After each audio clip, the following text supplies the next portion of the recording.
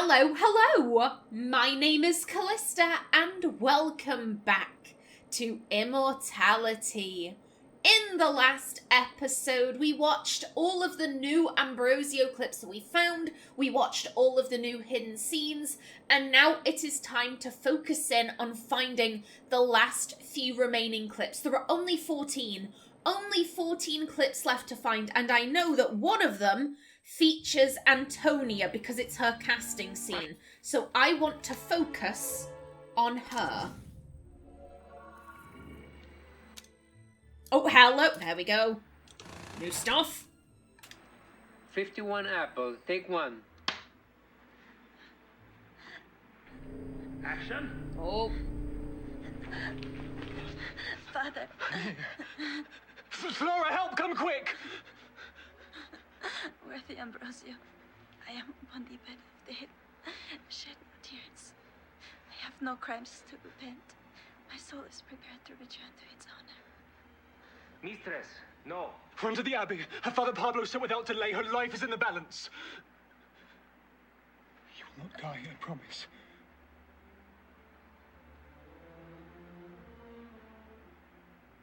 Give us another eye roll. Open your lips. From "You will not die."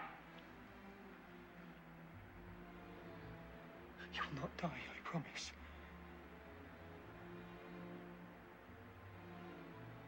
Cut.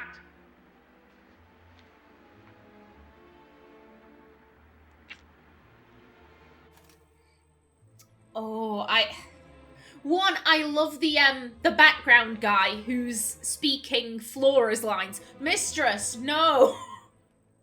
That sounds so convincing. He has a career in acting, I'm telling you. I bet if we entered the mind of Ambrosio, if we entered his sick, twisted mind, I would put money that he thought he was doing a nice thing here.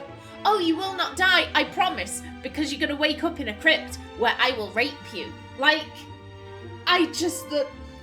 the fact that she is so certain of herself, that she is so like, yeah, I've got no crimes, I've been a good person, I'm gonna go be with God, with my mother. You know, she is so certain of herself, and knowing what is to come. Knowing what she is going to experience. I mean, in the end, she does get a happy ending. She marries a very nice young man, and it's the in-between. It's in-between now and her getting her happy ending. I'm just like, oh, I'm so sorry. I'm so sorry, Antonia. Now, there was a vibration near the beginning. A little bit faster. Getting worthy Ambrosio. Oh, Jesus. You know, one second. From the very beginning, if you please. Yeah, she's calling him worthy Ambrosio, not knowing that he's the reason for her suffering. Oh. God, I feel absolutely awful for Antonia.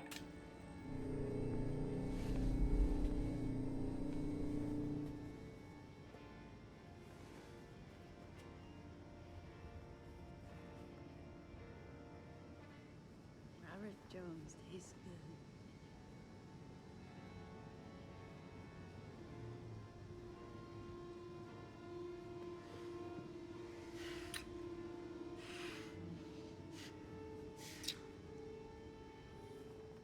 He tastes so American.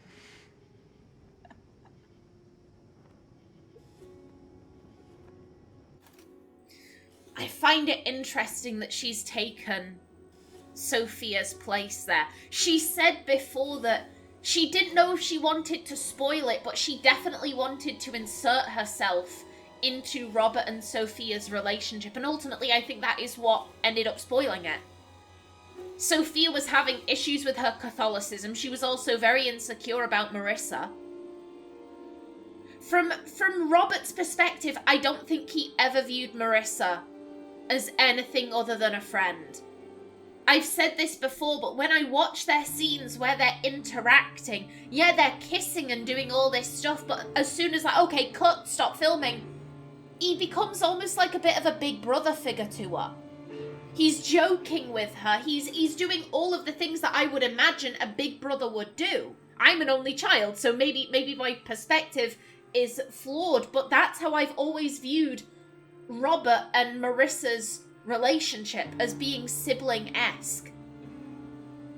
But clearly the one was making Sofia feel insecure, and Robert wasn't shutting that down, because again, he's like, oh, well, she's like my sister. You have no reason to fear. I would never fuck my sister, and as such, I would never fuck Marissa. But Marissa's overstepping. Marissa's doing some shenanigans, and Sofia's like, yeah, I'm struggling with my faith. I've also got this going on. It's just too much.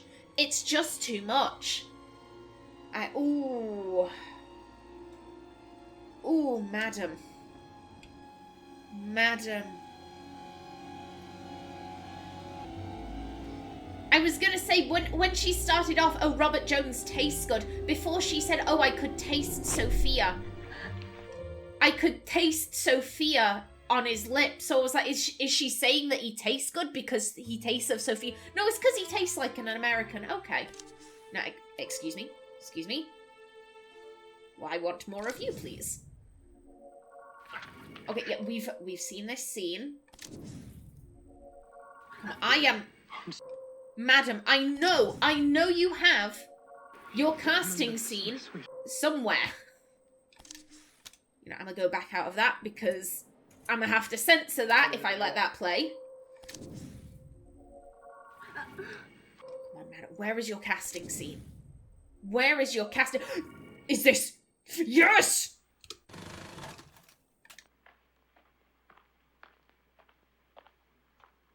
Hi, Mr. Fisher. My name is Sofia Morgana. I'm 5'9", 19 years old, and from Vicenza, Italy. Are you, German or Italian? My mother is Italian, my father is German. Ah, a European co-production. What will you be doing for us today? I will perform a scene from Hold Her Tight. Oh, the Bogart role. Bogart. Yes. Well, let's hear it.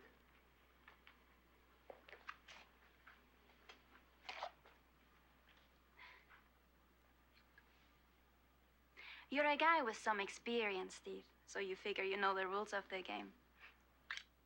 Well, with me, there aren't any rules.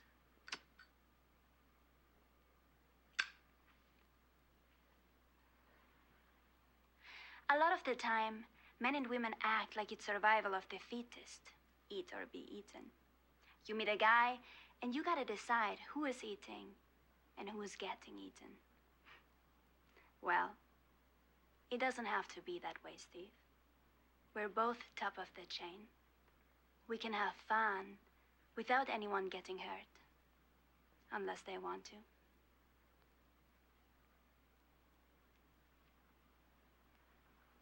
If you want me, just tell me. Give me a drink, I'll drink it. Give me a cigarette, I'll smoke it. Hell, give me your lips, I'll kiss them.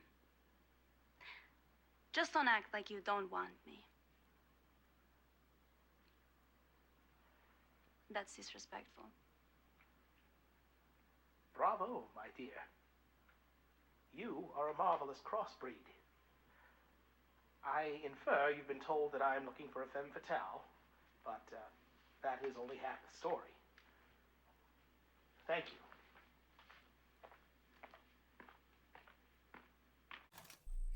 Oh, I have thoughts. So the fact that the camera did a pan down to get her legs, I'm like, don't like that. But she did the right thing. She did the right thing. She went for something modern. Oh, she did the complete opposite of Penelope. That's the other casting scene that we have. I believe she was called Penelope, with the long kind of strawberry blonde, gingerish hair. She went for Romeo and Juliet. If you're auditioning for something, never go for Shakespeare. Never go for Shakespeare, especially Romeo and Juliet, because everyone and their mum will be using that. Everyone's go-to is the bard. Never audition with Shakespeare. Go for something modern, something contemporary. And that is exactly what Sofia did. She brought a prop that will help to stick in the director's mind. Even if they hear, oh, the young woman with the cigarette, she started smoking a cigarette during her performance. That will help you stick out. Oh, good job, Sofia. Good job. Also, Italian-German. I had no idea where Sofia was from. I had noted that she had a European accent, but I couldn't tell where she was from. Oh, well, if her mother is Italian, that explains, you know, her Catholicism. Oh, Sofia, you beauty. She really did knock that out of the park. That is fantastic. Oh, bravo to her. Boo. Can I? Yeah, I might just stick with the chair. Because the other audition scene that we want, actually, I can go for Marissa. Madam, face the camera. There we go. Yeah, the other audition scene I'm looking for is Marissa's, which means we are probably only going to be able to get to it by either focusing on chairs or focusing on Marissa. I would imagine there are also probably more scenes with Robert. I'm trying to go as quickly as I can. Come on.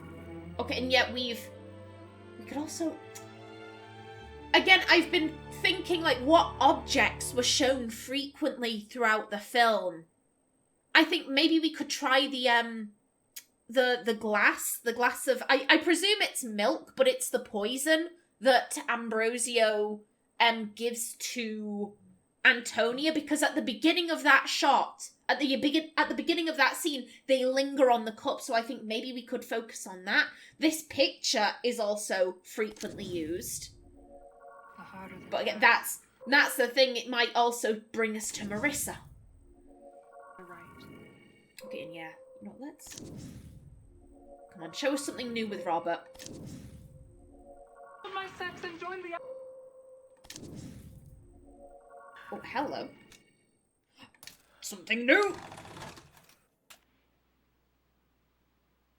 63 apple. Take one.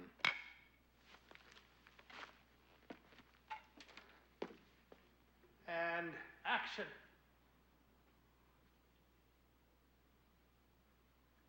Marissa?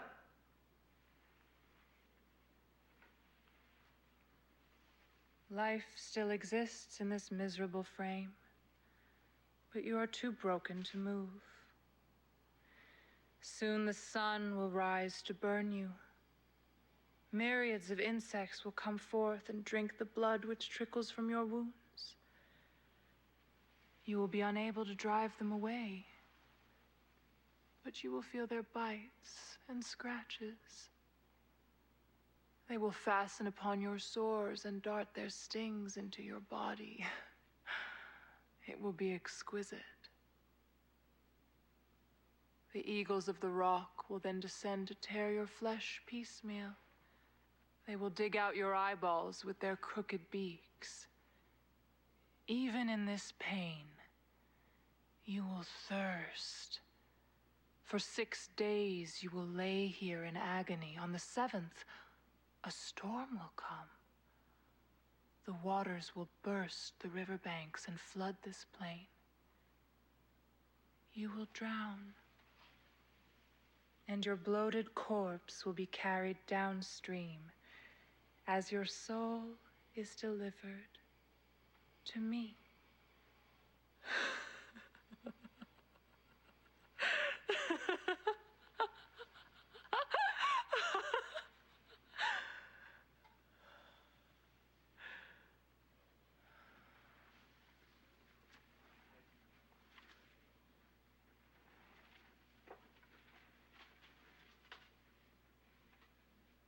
And cut. Could I kiss his face? Would you see that? Oh, he was doing a very good job of not blinking. He was doing a very good job there. You know, big round of applause to Robert. I don't think I could go without blinking for that long. And there we go. I would assume this is the final shot of Ambrosio. They filmed not exactly in order, but they did the earlier scenes of the film first and then the later scenes, you know, second. I would assume this is the final shot because this is Ambrosio in hell. The devil has him. You know, this is what is going to happen to you over the course of this week. That's a pretty good way to end a film. That's a pretty good way to end this. And we're too close. We're too close to get him.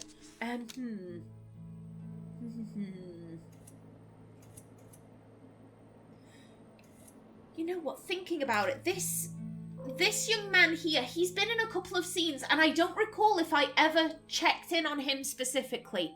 I don't recall if I ever saw, like, okay, what scenes are you in? So we could go with him for a little while. Okay, this is the scene when Marissa comes out of the painting. Come on. Is that... No, that's not a good enough shot. Can I... Right there. Swift light. Okay, and we have seen this. Yeah, he seems like kind of generic, you know, he does stuff that, you know, needs to be done on set. Swift light. Okay, maybe he wasn't really in it all that much. Yeah, and there's the wings once more. Just in case. Okay,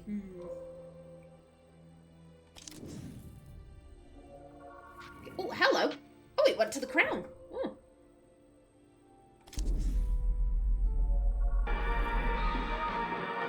Yeah, I was gonna say, I don't think... Maybe there would be more with Diana, perhaps? Antonio, just the door. May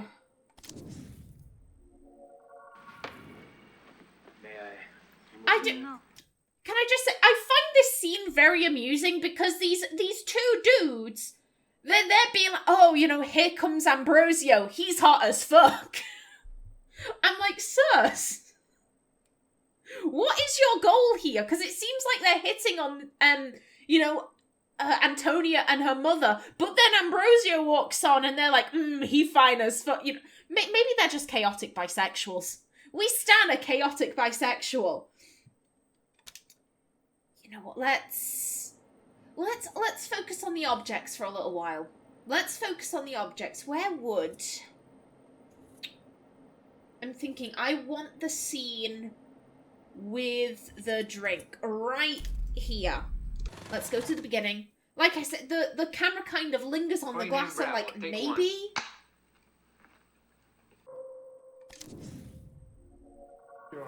No, it's going to random glasses.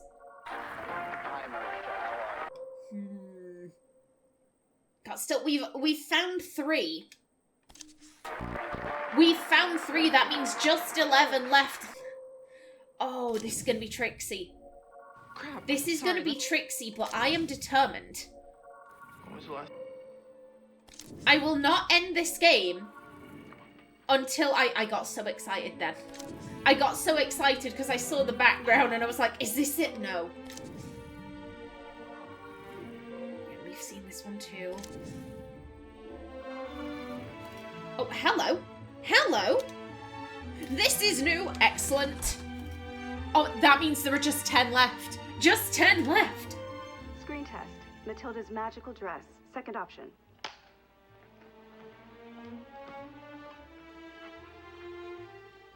Give us a turn. Oh. No, I don't like it. Wait, I forgot the book. The book's not going to make a difference.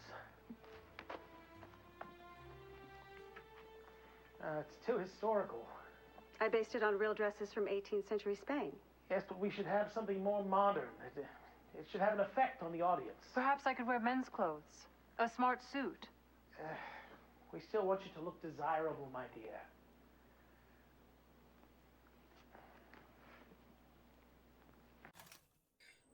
Okay, a couple of things. How tall is Marissa? How tall? I can't remember if I've ever seen her stood next to, you know, maybe the costume lady is just very short, but I'm just like, Marissa seems almost like a giant in this scene. I I love Marissa's suggestion. Maybe I could wear a smart suit. Maybe I could wear men's clothes. And, oh, we still want you to look desirable. Why would she look undesirable in a smart suit? Okay, it's because Fisher's ideas of femininity are... I disagree with them. I'm gonna be polite. I disagree with Arthur's ideas of what is feminine. I strongly disagree with them. I like this dress. I like the roses in her hair, but I will say that for the devil's big reveal, it's not... I will agree with Arthur there. This isn't it. I do like the final dress with the roses all through and more of the halo effect on the crown. I really like that. This is still a very nice dress, and the fact that the costume lady has gone to, like, oh, well, I based it off of, 18th century Spanish dresses. Like, I took a historical approach to this. Like, I think that's, she's done good work, but I can understand where Arthur is coming from when it's like, yeah, it just doesn't hit right. It doesn't hit right. We need something slightly more shocking. I would have loved to see, what's her face? Mathilda, there we go. I would have loved to have seen Mathilda in a suit for the end. I would have loved to have seen that for the finale, but she would have been desirable. She would have been desirable.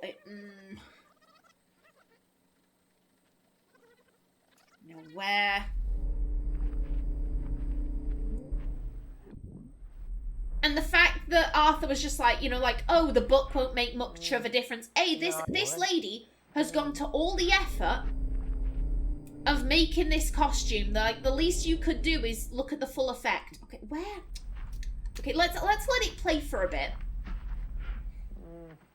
No, I don't. There we go. Come on. This is a proper tricky one. Give us a turn. Properly tricky. Again, I'm... Come on. Oh my god, why?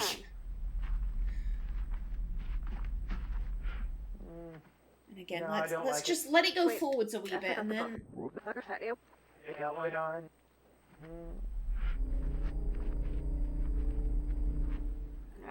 What is... Give us a turn. The one does not want to watch us.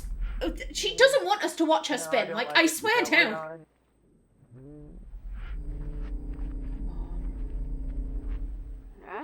What? Give us a turn. I'm laughing at how tricksy this one is. Out of all of the hidden scenes, why is this one so tricksy? Oh, hello. When Inanna descended into the underworld, she removed her 7 weeks. The story of Salome was embellished according to this myth. Well, take the biblical stories, and the dances were Salome. They say this was the origin of striptease. All art is striptease.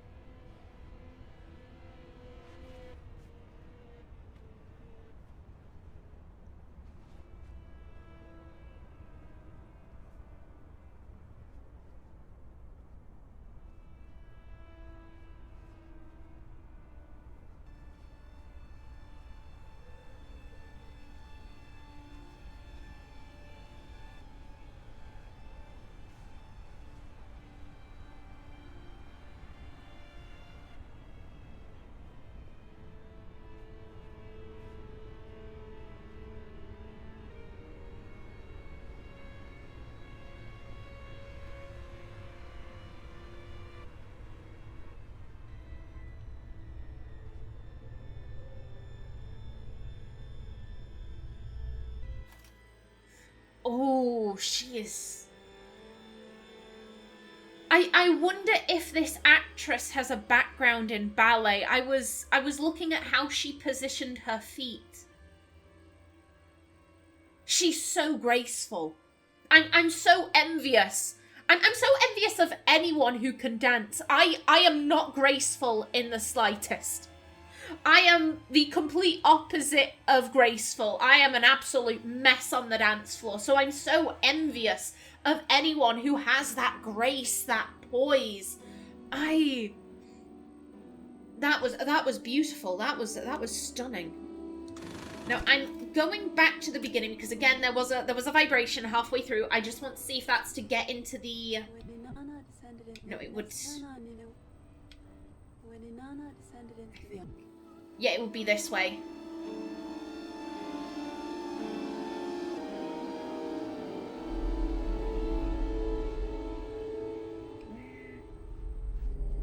Yeah, it's okay, so it is to get back into the original scene. Okay.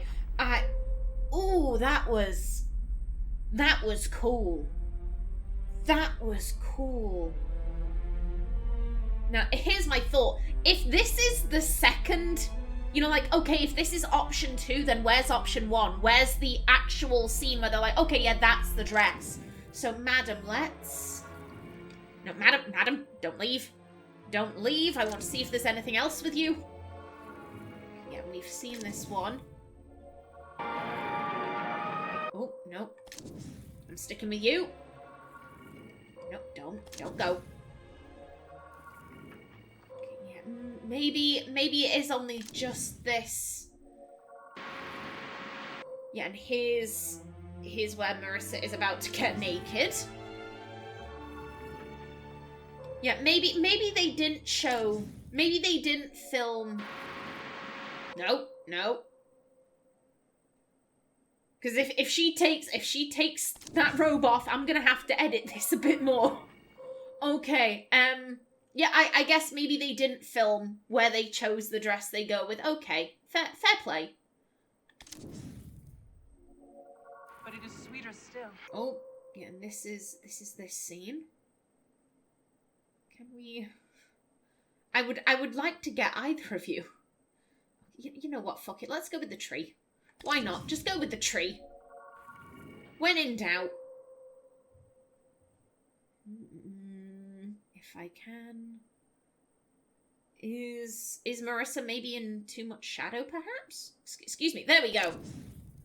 Yeah, we're going to the basket. Should I know that the kiss is different? I mean...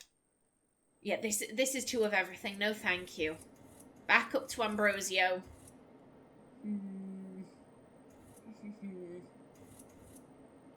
There was also... It would be... Again, they show this green bottle for, like, ages.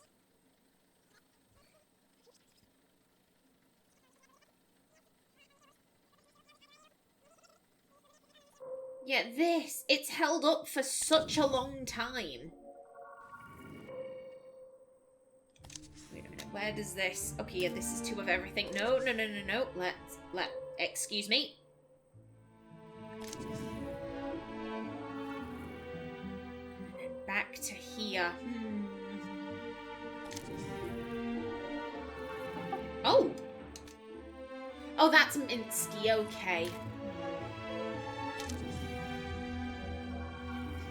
Yeah, I think from here on out, because we're down to the final 10. We're down to the final 10. So close and yet so far. You know what? For this one, I'm gonna go through it as I normally would. However, I think starting with the next episode, I might cut through some of the longer times where I go without finding anything new. I think I might start cutting through that. I don't mean to... Just so that, you know, you lovely people viewing this at home aren't bored. Spit it out. On the night. Come on, I know. At least we're missing Marissa's casting tape. We're missing that one. It has to be here somewhere. like I said, for that one, there are only so many ways we're going to get that, and it's either by focusing on the chair or focusing on Marissa. There's a good shot of your face, my dear. I am very, very... Come on. Take me to where I want to go.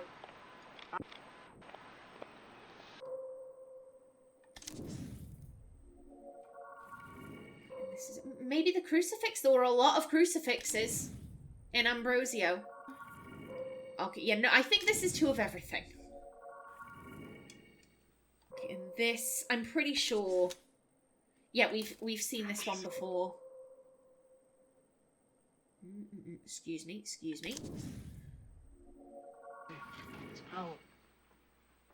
Okay, and yeah, this is where Rosario comes in with the flowers.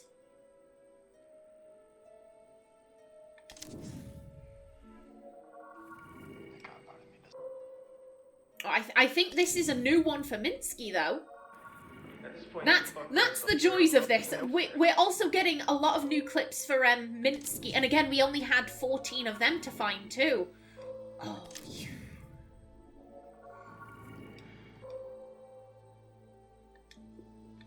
Why are you being so tricksy? Why are you holding out on me? Come on, game, be a friend. Be a friend. She's a human being. I would absolutely love to get the other casting scene today. I would absolutely love that.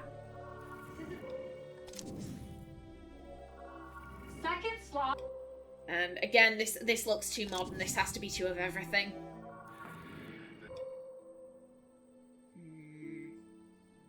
You know, maybe I should try focusing on the chair. We'll focus on chairs for a little while. Excuse me, the chair. Jesus. You know what, let's go back a wee bit. Excuse me.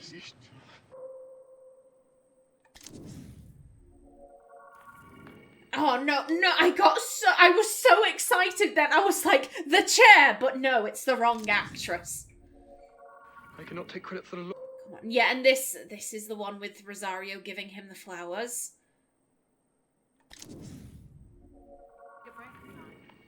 Yes. I believe lunch is in order.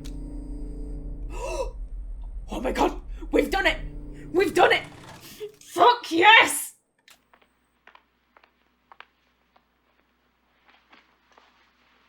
What is your name? Marissa Marcel. Ah, yes, from the advertisement. I bought the soap. How old are you, dear? 17 and 10 months. Ah, perfect age. You may show signs of intelligence, but are not yet old enough to think you know better than your director. Have you prepared? I've got to pause it there. Again, considering that this is not an almost 18-year-old. This is someone who is older than the Bible. The look on her face, just like, oh, you dick. You dick. You think you know better than me, but sir, I am even older than you. Literally. You know, we're going to go back. Did you see that? Did you see that? Again, I'm just going to go a bit further so we get the full effect. See, here she's being genuinely friendly. She's very relaxed. And 10 months. Her face is open. Ah, perfect age. You may show signs. I don't know if you caught that, but there was this flicker on her face of like, wait, what? There was something uncertain there. Of intelligence, but are not yet old enough to think you know better than your director. Right there. She gives that little nod of that. That is a, oh, I know exactly who you are. I know exactly who you are, prick. Have you prepared something? I was encouraged to memorize some Shakespeare, but I thought that might be overdone, so I would like to recite a favorite poem. The sea was wet, as wet could be. The sands were dry as dry. You could not see a cloud, because no cloud was in the sky. No birds were flying overhead. There were no birds to fly. The Walrus and the Carpenter were walking close at hand. They wept like anything to see such quantities of sand. If this were only cleared away, they said it would be grand.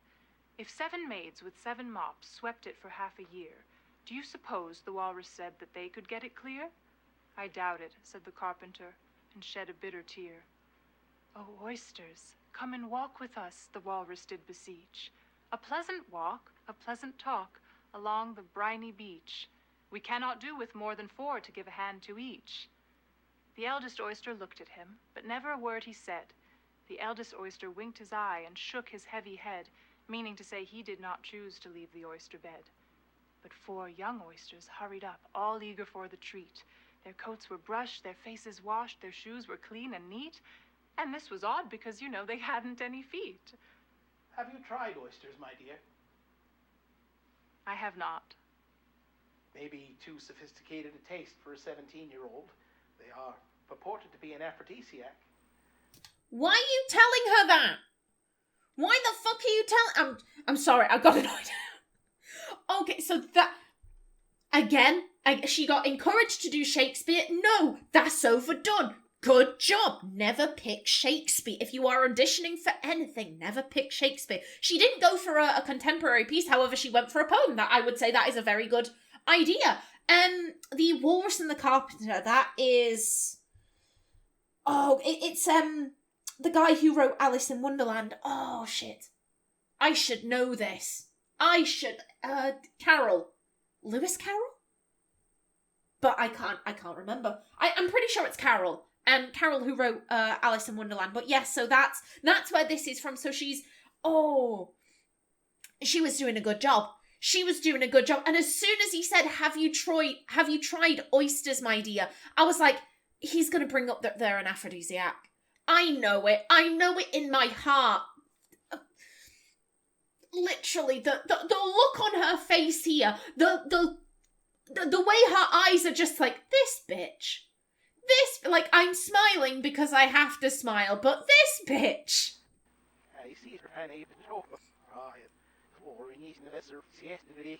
Maybe too sophisticated a taste for a 17-year-old. I'm sorry. Do you think that teenagers just eat, like, chicken nuggets and Coke? Like, I'm talking about the drink, not the drug there. Like, is that what you think young people eat? Many young people have tried oysters, especially Europeans. If you live by the sea, then obviously you're gonna have tried oysters at some point. Personally, not my thing. I'm not into oysters, mussels, cockles. There tends to be sand, they tend to be gritty. Not my thing. I prefer other types of fish. Or other types of seafood, rather, like fish.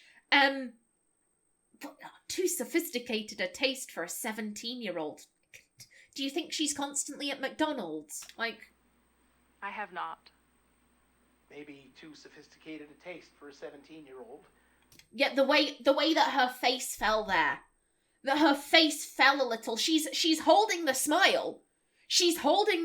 But her face just dropped as like, oh dear Lord. They are purported to be an aphrodisiac.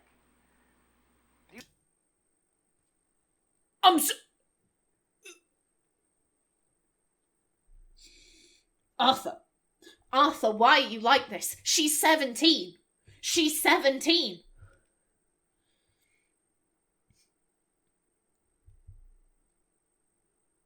I'm like,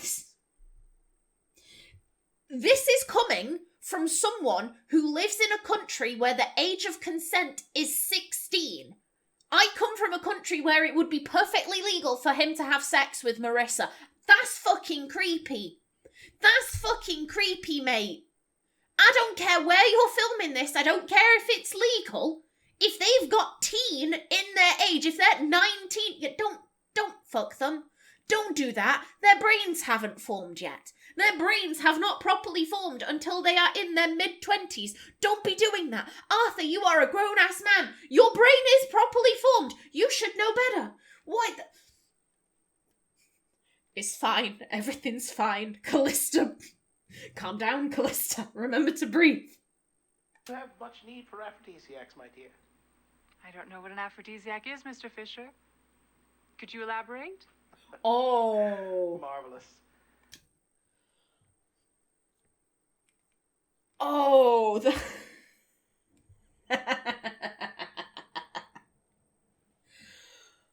she's being sarcastic. She's being sarcastic, and he doesn't realise. You know, we're going to go to the end. We're going to go to the end. Do you have a boyfriend, Miss Marcel? I do not. Oh, but you are very pretty. I don't find boys have much to say for themselves. Where are you from? I was born in France. Ah, yes, that explains the sophistication. Well, some people say I'm scary, Marissa. Do you find me scary? No, you don't scare me. Oh, oysters, said the carpenter. You've had a pleasant run. Shall we be trotting home again? But answer came there none. And this was scarcely odd, because they'd eaten every one. Thank you, Marissa. We will see you again, I'm sure. We can take a break if you like. Yes. I believe lunch is in order. Okay, so there's a vibration at the end, so I'm going to go back to the beginning. I do apologise for pausing so much. I had a lot to say. And I have more to say. We can fast forward for a little bit, but oh, that was delightful. Do you know what do you have much need for an aphrodisiac? I don't even know what an aphrodisiac is. Could you elaborate, please? That was sarcasm.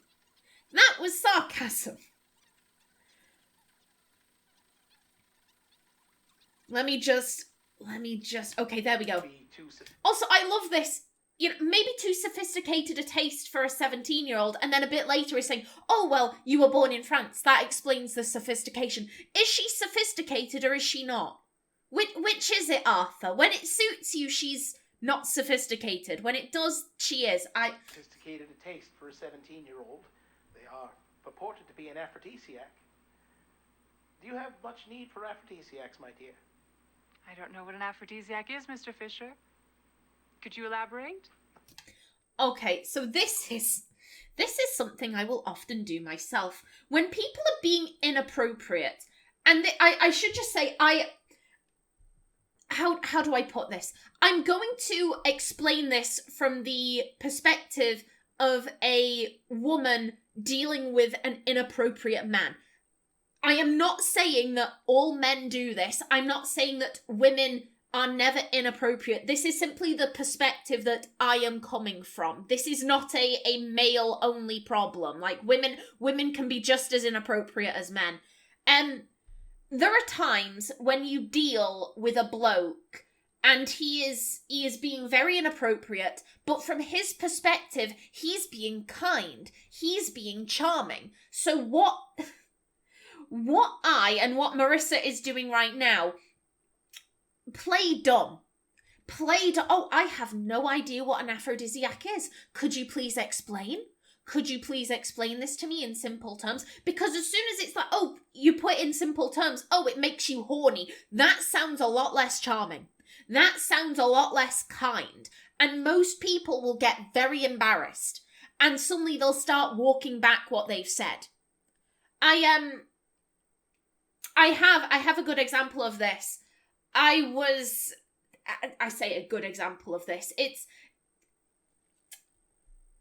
in the same vein of playing dumb to make someone think about what they're saying. So I used to be a library assistant pre-COVID, and I had done this for about, I believe I was coming up to my 4th or 5th year when COVID hit, and that's why I had to stop. And the head librarian, she was a lady who was, and again, women can be inappropriate. Women can be just as inappropriate as men. The head librarian, she was a very difficult woman to get along with. Very difficult. I know best. I know everything. You know, everyone must do as I say. I know better than the head office. Blah, blah, blah. This is my library. It will be run to my design, my say-so. I don't care what head office is saying. Head office outright wanted to fire her, but they couldn't, because then she'd claim that, oh, well, you're firing me because I'm a senior citizen. And that's that's not elder abuse, but it's discrimination. It's discrimination against the elderly. Because I believe she had done that before. So they were in a position where they were getting complaints about her. The public did not like her. Other people working with her did not like her. They received a lot of complaints, but they couldn't actually do anything about them because she had already kind of won this, like, oh, that's elder discrimination. You can't fire me. She had won that in the past, so they were just kind of like, hey, we have to wait until she naturally retires. And so on this day, there goes my timer. We'll finish off this scene. We'll watch the vibration, but I just want to tell you my story first. So on this day, I was shelving books. Now, I should just say this woman did not shelve books. I'm not quite sure what she did. She would just sit at the head desk all day, and she would claim that she was answering emails. And she had maybe 3 emails. I'm like, it doesn't take you hours to do 3 emails. Unless you're typing like 1 letter at a time. Like, unless you're doing that, it doesn't take you all that time. I think she didn't want to move about the library. I think maybe it hurt her knees. She didn't want to do that. So all of the shelving was left to me. And I did all of the shelving except for the crime section. We had A through F crime. And that was the books that needed shelving. We didn't have a crime section that only went through authors A through F. But it was A through F. That was to be shelved. I pick the books up. I go to the crime section. And there was this old woman. And I loved her to bits. We're going to call her Mrs. Jones so that, let's not use her real name. And Mrs. Jones she was shorter than me. I would put her at like 4 something. She had a literal hunchback and she hated this librarian. She absolutely hated the head librarian and she made it her mission to fuck with her. I loved Mrs. Jones. I loved her to bits. She was constantly doing shit. What, like, she would, I think she would purposefully take books from the library and not bring them back. And then she would bring them back at a different time, but then she'd claim that, oh, I never had them to begin with. Your thing is wrong, your method. Stop talking to me. I hate you. Like, she was lovely to me. Absolute bitch to the head librarian, but the head librarian was a bitch to her. So, it all evened out. And Mrs. Jones, how she would search for books, she would go up to a shelf, and I think she needed glasses, but she didn't want to wear them. She would stand with literally her nose an inch away from the books, because that was the only way she could see the titles. And she would slowly move along, looking at these books with her nose an inch away from them. And she was looking at sections A through F. And those were the books I had to shelve, and I thought, well, I don't want to ask her to move, so we'll just put these on the book return cart and I'll start shelving the kids' books, because we had a bunch of kids' books to shelve. So I was shelving the kids' books and I check back every so often, is Miss Jones still, on that section? Is she still there? And sure as shit she was. She was taking her time. And then halfway through I'm doing this, the head librarian shouts across the library. Literally shouts across. She was dealing with 2 people. And she stopped doing that to shout across the library, Callista, what do you think you're doing? I'm shelving books. You were shelving the adult section. Why haven't you shelved these? These are crime. Why haven't you shelved them? Now, I think I'm a bit classier than her. I wasn't going to shout back because some old woman is in that section and I don't want to have to ask her to move. Which I should just say, in case you're wondering, if you are shelving books and there is someone looking at that section, you are supposed to let them continue. You're not supposed to interrupt their browsing. You are supposed to wait, and then when they are finished, you go in and you shelve the books you need. So I was doing the right thing. So I just say like, oh, I don't want to say like, oh, because there's an old woman in front of the shelves I need. So I just say, oh, well, I thought I'd move on to the kids. And again, she's shouting. People are looking at me. People are looking at this interaction. The 2 girls that she was serving, they looked mortified. So she shouts back, you just thought, well, no, next time you do what I tell you. How long have you been here? I'd have thought you'd have known that by now. And I was damn near in tears. I was about to cry. And she turned to the girl she was serving and she starts quietly talking. And I'm like, you're slagging me off. You know when someone turned and you're like, you're about to start gossiping about me. She turned and she started quietly slagging me off to these girls. And the tears that had been welling up, they died immediately. And I was like, oh, hell no. Oh, absolutely. You do not get to treat me like that and then slag me off when I'm doing the right thing. So I walked up to her, and I wouldn't have normally done this. I'm the type of person who wouldn't say boo to a goose. But I walked up to her and I said, excuse me, there's a woman who's currently browsing shelves A through F. As you can see, these books are A through F. Are you telling me I'm supposed to shove my hand in front of her face and shelve them, just get in her way? Are you telling me that's what I'm supposed to do? And she didn't realise I was being sarcastic. She mistook that for an actual question.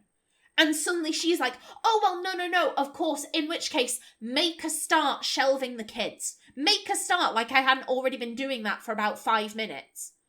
And again, these two girls she was serving, they looked so mortified. They were looking at me like, we are so sorry. We are so sorry for this.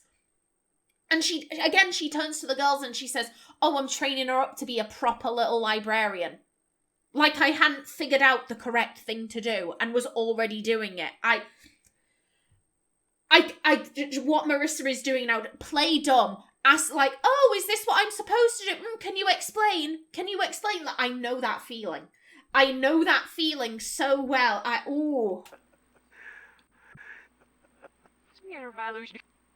Yeah, just look at her face. Mr. Fisher.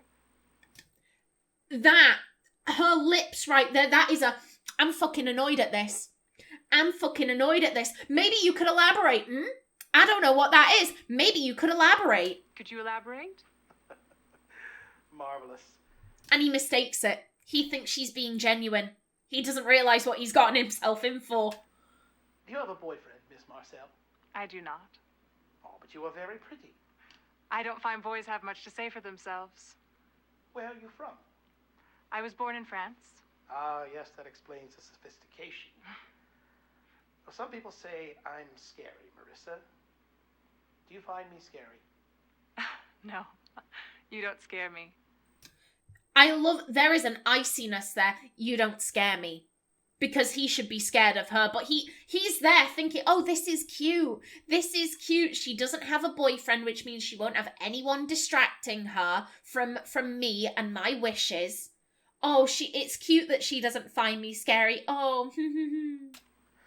Oh, oysters, said the carpenter. You've had a pleasant run. Shall we be trotting home again? But answer came there none. And this was scarcely odd, because they'd eaten everyone. Thank you, Marissa. We will see you again, I'm sure. We can take a break if you like. Yes. I believe lunch is in order. So the Walrus and the Carpenter, basically, the eldest oyster, he doesn't go with them. The 4 younger ones, basically the Walrus and the Carpenter, they take the younger oysters and they eat them. And it's a moral tale of like, A, don't be going off with strangers. They could be weirdos. Don't be doing that. But then you also have the moral quandary of oh God, I can't. It's been such a long time since I looked at that poem.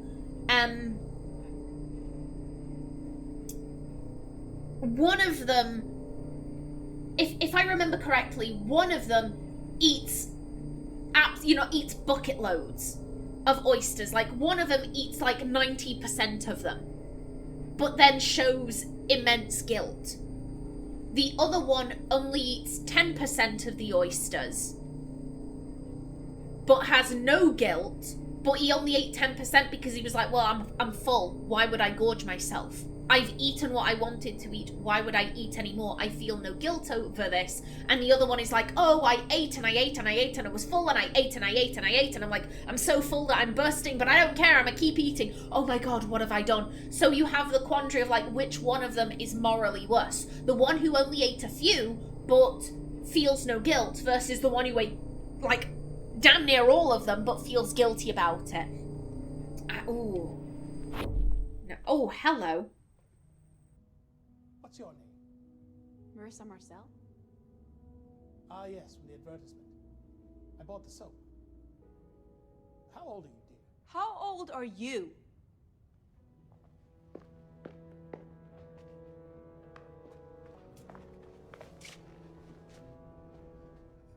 59. You're nearly dead, Arthur. My career has peaked. The downward slope of some of my abilities is quite long, which makes it all the more tragic. We hold out for one more masterpiece. Everything's changing. Everything's always changing. You prepared something? Not sure. Do you have a party trick? Do you have a party trick? A limerick. I tell dirty limericks. Excellent. Well, let's hear one then, dear. There once was a man from Nantucket whose cock was so long he could suck it. He said with a grin as he wiped off his chin, "Pray, turn your ear that I may fuck it." You're no Shakespeare. And you're not much to look at. But I have a marvelous eye. We could chuck it like an oyster. I hear it's an aphrodisiac. There was a director called Arthur, whose dick was only 1.5 inches. With his marvelous eye, he made you cry, full technicolor tears and laughter. Cut. Oh, this is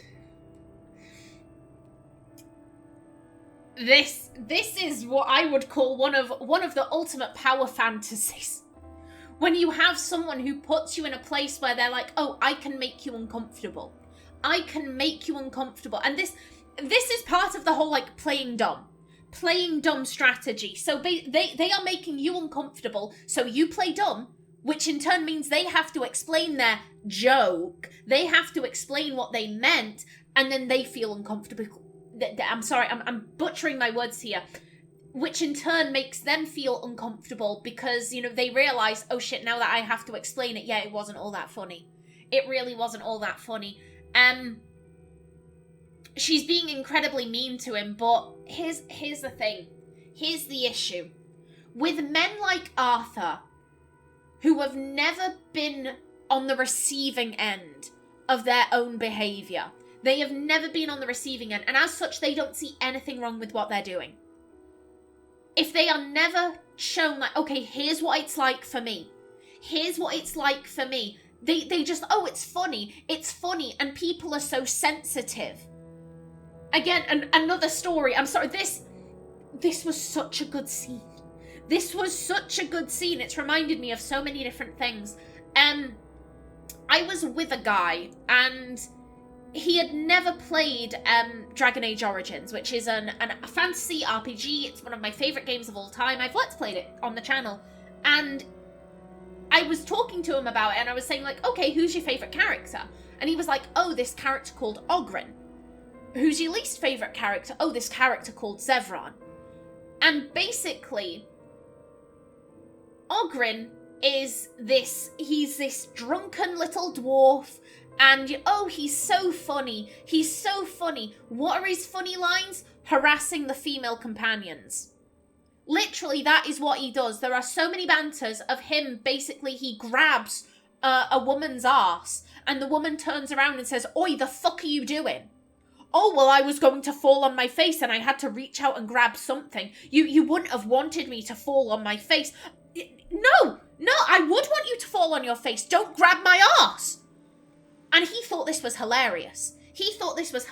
If you are playing a female character, at one stage, Oghren tells the player, "Bend over and prepare yourself for me, woman. It's time." Like, now he doesn't do anything. However, he's giving off these vibes compared to Zevran, who is bisexual. And the thing that was, Zevran, he sexually harasses the player. Here is Zevran sexually harassing the player. I like many things. I like things that are wild. I like things that are dangerous. I like pretty things. Would you be offended if I said that I liked you? And you can straight up say, yes, I would be offended. At which point Zevran says, "Oh, I'm so sorry, my mistake." And he never flirts with the player again. That is Zevran sexually harassing the player. Yet Oghren's like, "Bend over and prepare yourself for me, woman. I'm grabbing the women's asses." That wasn't sexual harassment. That was funny to the guy I was seeing. That was amusement. Because it wasn't happening to male characters. And as such, he was safe. But Zevran was a threat to his butthole. Therefore, he was awful. And so I decided to have a little bit of fun. I was like, oh, have you heard the banter where Zevran grabs one of the women's arses? Oh my god, that's awful, that's awful. Really? Because that's actually Ogren's banter. You were saying it was funny before. The guy I was dating had never thought about what these interactions must look like from a woman's perspective. Zevran was a threat because, you know, Zevran is into dudes, and therefore he was a threat to him, but Ogren is very heterosexual, therefore he is not a threat, therefore his behaviour is funny and not terrifying. So many people, they don't think about their behaviour. And until their behaviour is turned around and shown to them, until they experience what other people are going through, they don't realise what they are doing. They don't realise how other people think. It's that other people are sensitive. Other people can't take a joke. The one is being extremely cruel to Arthur, but Arthur was being extremely cruel to Marissa.